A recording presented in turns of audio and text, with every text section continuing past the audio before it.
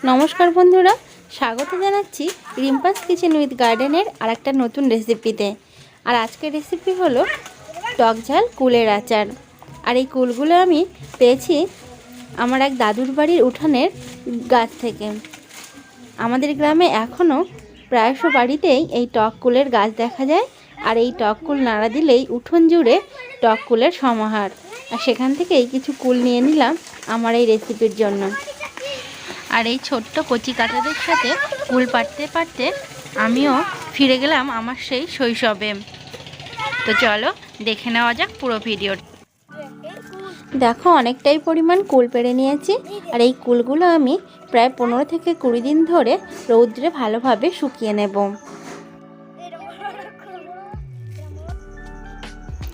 কুলগুলো শুকিয়ে নেওয়ার পরে দেখো এরকম কালার এসেছে, একদম লাল লাল।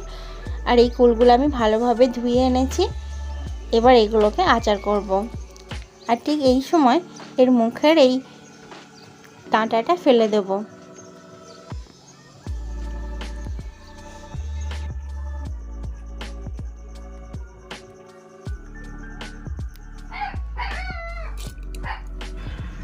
এবার হাঁড়িতে কিছুটা জল দিয়ে তার মধ্যে কুলগুলো দিয়ে দিলাম। কুলগুলো আমি ভালোভাবে সিদ্ধ করে নেব। এবার আচারের মশলা বানিয়ে নেব। কড়াইটা ভালোভাবে গরম করে এর মধ্যে 1 চামচ জিরে, 2টো শুকনো লঙ্কা আর অল্প 5 ফোড়ন দিয়ে ভালোভাবে ভেজে নেব। শুকনো খোলায় এটাকে আস্তে আস্তে ভেজে নেব।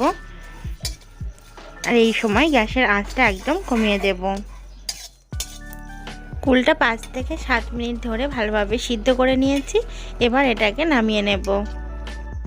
এবার আমি ভাজা মশলাগুলোকে ভালোভাবে গুঁড়িয়ে নেব।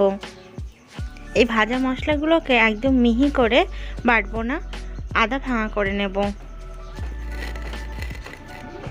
শিল থাকলে শিলেও করে নেওয়া যাবে, আবার আমি বেলন চাকতিতে করে নিচ্ছি, এতে বেশ আধা ভাঙাটা ভালো হয়। দেখো আধ ভাঙা মশলাগুলো এরকম দেখতে হয়েছে। আমি একটা বাটিতে তুলে নিলাম। কড়াইতে এবার অল্প জল দিয়ে জলটা একটু ফুটে উঠতে দিয়েছি। আর এর মধ্যে গুড়গুলো দিয়ে দিলাম। এই গুড়টা দিয়ে ভালোভাবে জাল দিয়ে নেব। এই দেখো গুড়টা দেওয়ার পরে এইভাবে গুড়টাকে জাল করে নিতে হবে। একটু আঠা আঠা হলে তারপর কুলগুলো দিয়ে দিলাম।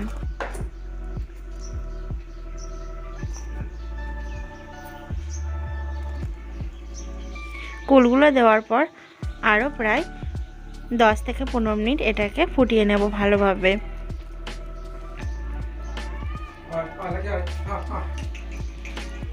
একটু আঠা আঠা হলে গুড়টা একটু জাল মরে আসলে তারপর এই মশলাটা দিয়ে দেব।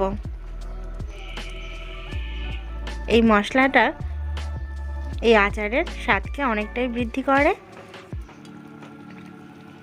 তাই এই মশলাটা এই আচারে অবশ্যই দিতে হবে।